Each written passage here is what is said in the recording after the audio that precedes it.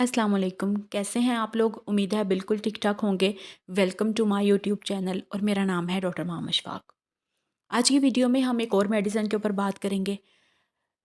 हम ये देखेंगे कि मेडिसिन क्या है, क्या काम करती है, क्या इसके फ़ायदे हैं मरीज़ों को, कौन-कौन से मरीज़ों को जो है वो हम इसको दे सकते हैं, कौन-सी बीमारियों में ये हेल्पफुल है और कौन से लोगों को इसके साइड इफ़ेक्ट्स हो सकते हैं और इसके कितनी डोज़ आपको इस्तेमाल करनी चाहिए। तो आज हम इसी टॉपिक के ऊपर बात करेंगे। वीडियो स्टार्ट करने से पहले काइंडली मेरे चैनल को सब्सक्राइब कर लीजिएगा और बेल आइकन को प्रेस कर लीजिएगा ताकि मेरी सारी वीडियोज़ टाइमली आपको मिलती रहा करें। तो चलें स्टार्ट करते हैं। तो आज की हमारी वीडियो है सेप्ट्रान टैबलेट के ऊपर। जैसा मैंने पहले भी आपको बताया कि मेडिसिन्स के जो 2 नाम होते हैं, वो एक नाम होता है ब्रांड नेम और एक नाम होता है जेनेरिक नेम। आपने जब भी मेडिसिन को याद करना है, जेनेरिक नेम से याद करना है। जेनेरिक नेम से मुराद क्या है? जैसे ये छोटा-सा ब्रैकेट के अंदर एक फ़ॉर्मूला लिखा हुआ है, ये होता है जेनेरिक नेम और जो ऊपर सेप्ट्रान लिखा हुआ है, ये होता है ब्रांड नेम। तो सेप्ट्रान का जेनेरिक नेम या अगर मैं आम ज़ुबान में बात करूँ तो साल्ट या फ़ॉर्मूला क्या है? वो है कोट्रामाक्सोल। कोट्रामाक्सोल टैबलेट हमारे पास जिसके ऊपर आज हम बात करेंगे।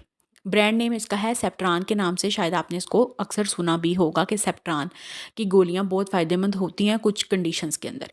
अब हम देखते हैं कि सेप्ट्रान डीएस क्या है? डीएस का मुराद है कि डबल्स इसके अंदर जो है वो डबल स्ट्रेंथ होती है काम करने की। अब हम देखते हैं कि ये आपने किसको देनी है, किन मरीज़ों के लिए ये फ़ायदेमंद है। सबसे पहले हम देखते हैं कि ये किस क्लास से बिलॉन्ग करती है। तो सेप्ट्रान डीएस हमारे पास फार्माकोलॉजी की ऐसी ब्रांच से ताल्लुक़ रखती है जो जिसके अंदर आपकी सारी एंटीबायोटिक्स आती हैं।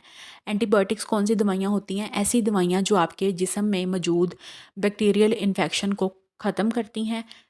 इन्फेक्शन किसी भी किस्म का हो सकता है, आपको पेट का इन्फेक्शन हो सकता है, कान का इन्फेक्शन हो सकता है या फिर आपके जो है वो यूटीआई का इन्फेक्शन हो सकता है, गुर्दे का इन्फेक्शन हो सकता है या पेशाब की नाली का इन्फेक्शन हो सकता है या फिर आपको फेफड़ों का इन्फेक्शन हो सकता है।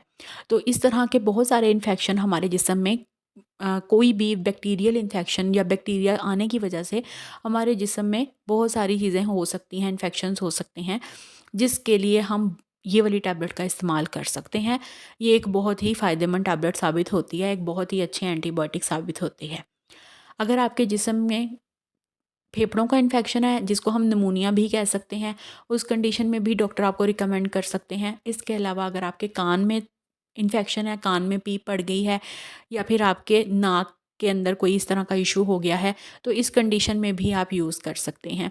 इसके अलावा अगर आपके जिस्म के ऊपर किसी भी जगह पे कोई फोड़ा बन गया है या कोई बहुत बड़ी एक पस वाला फोड़ा बन गया है, तो उस कंडीशन में भी डॉक्टर आपको पाउडर फॉर्म में भी मौजूद होती है ये, तो पाउडर फॉर्म में भी आपको दे सकते हैं ऊपर अप्लाई करने के लिए।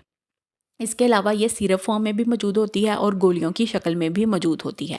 बच्चों के लिए ज़्यादातर सिरप फॉर्म यूज़ की जाती है और बड़ों के लिए of course tablet form he use की जाती है। इसके अलावा आप इसको फेफड़े के इन्फेक्शन में, पेट के इन्फेक्शन में और पेशाब की नाली के इन्फेक्शन में बहुत ज़्यादा फ़ायदेमंद साबित होती है। अब हम देखते हैं कि इसको हमने लेना कैसे है, कितनी दफ़ा लेना है और इसका डोज़ का क्या सिस्टम है। तो इसको आप अगर आपको बहुत ज़्यादा इन्फेक्शन है, तो आप सुबह-शाम एक-एक टैबलेट का यूज़ कर सकते हैं। लेकिन अगर आपका इन्फेक्शन अब कम रह गया है, देन आपने सारे 24 घंटे के अंदर एक ही टाइम आपने एक ही टैबलेट का सिर्फ़ इस्तेमाल करना है, क्योंकि एंटीबायोटिक्स का ज़्यादा इस्तेमाल करना बहुत नुकसानदेह साबित हो सकता है। इसी तरह बच्चों में भी आपने अगर आपके बहुत छोटे बच्चे हैं तो देन आपने सिर्फ़ 1/4 चम्मच उनको देना है और अगर ज़रा दरमियानी उम्र है तो आप 1 चम्मच भी दे सकते हैं सुबह-शाम और बड़ी उम्र के बच्चों को आप 2 चम्मच भी दे सकते हैं, 1.5 चम्मच भी दे सकते हैं। इसके अलावा आप डॉक्टर की रिकमेंडेशन या प्रेस्क्रिप्शन के हिसाब से ही मेडिसिन को यूज़ करें। इस तरह की वीडियोज़ जस्ट फॉर नॉलेज होती हैं। आपने कभी भी कोई भी वीडियो देख के, किसी की भी वीडियो देख के खुद से मेडिसिन शुरू नहीं करनी। ये सिर्फ़ नॉलेज के लिए वीडियोज़ बनाई जाती हैं। जो भी मेडिसिन आपने यूज़ करनी है वो हमेशा डॉक्टर की प्रेस्क्रिप्शन को फ़ॉलो करते हुए यूज़ करनी है। अब हम देखते हैं कि इसके नुकसानात, साइड इफ़ेक्ट्स क्या हो सकते हैं। तो साइड इफ़ेक्ट्स जैसा मैंने बताया कि मेडिसिन के बहुत सारे साइड इफ़ेक्ट्स होते हैं, ख़ास तौर पे तब जब हम खुद से यूज़ कर रहे होते हैं, क्योंकि हमें खुद नहीं पता होता कि हमें कितनी डोज़ चाहिए या फिर हमें कितनी बीमारी की शिद्दत है। कुछ लोगों को बहुत ज़्यादा बीमारी की शिद्दत होती है, कुछ लोगों को इतनी ज़्यादा इशू नहीं होता, उनको थोड़ी-सी डोज़ में भी काम हो जाता है। लेकिन जब हम खुद से मेडिसिन लेते हैं तो हम बगैर सोचे-समझे मेडिसिन खाते हैं, जो कि हमारे लिए बहुत नुकसानदेह साबित हो सकती है। अब हम देखते हैं कि इसके कौन कौन से साइड इफ़ेक्ट्स हैं जी। सबसे बड़ा साइड इफ़ेक्ट इसका हो सकता है एलर्जिक रिएक्शन। आपके जिस्म पे किसी भी किस्म की एलर्जी हो सकती है। आपको जो है वो सांस में भी तंगी हो सकती है। बॉडी के ऊपर आपके दाने बन सकते हैं लाल रंग के, और ख़ारिश इरिटेशन भी हो सकती है। तो अगर आपके साथ इस किस्म का कोई भी इशू हो तो देन आपने अपने डॉक्टर को फ़ौरन बताना है, ताकि वो आपका जो मेडिसिन है वो ऑल्टरनेट मतलब कोई और मेडिसिन आपको रिकमेंड कर दें, कोई और एंटीबायोटिक रिकमेंड कर दें, ताकि आपके ऊपर क्यों इसका यही आसान सा मतलब ये होता है कि आपको ये वाला सॉल्ट सूट नहीं कर रहा, तो देन फिर डॉक्टर उस हिसाब से आपको मेडिसिन देते हैं। इसके अलावा कुछ और सिम्टम्स भी होते हैं, सॉरी साइड इफ़ेक्ट्स भी होते हैं, जिसमें आपका पेट जो है वो कॉन्स्टिपेशन हो सकती है, आपको वॉमिटिंग इस तरह के इश्यूज़ भी हो सकते हैं अगर आप बहुत ज़्यादा इस्तेमाल करना शुरू हो गए हैं। स्टमक को भी इरिटेट कर सकती है, आपके स्टमक में भी अगर आपको पहले ही स्टमक का इशू है, अल्सर है, तो देन आपने कोशिश करनी है कि दवाइयों का इस्तेमाल कम से कम करना है, और पानी का इस्तेमाल और ठंडी चीज़ों का, फ्लूइड्स वगैरह का या इसबगोल का, छिलके का इस्तेमाल आपने ज़्यादा करना है, ताकि आपके जिस्म में किसी भी किस्म का हीटअप पैदा ना हो। उम्मीद है वीडियो अच्छी लगी होगी, समझ आई होगी। किसी का कोई भी क्वेश्चन हो आप पूछ सकते हैं। अपना बहुत सारा ख्याल रखिएगा, चैनल को सब्सक्राइब कीजिएगा, वीडियो को ज़्यादा से ज़्यादा शेयर कीजिएगा उन लोगों के साथ जो इस तरह की मेडिसिन बहुत ज़्यादा यूज़ करते हैं।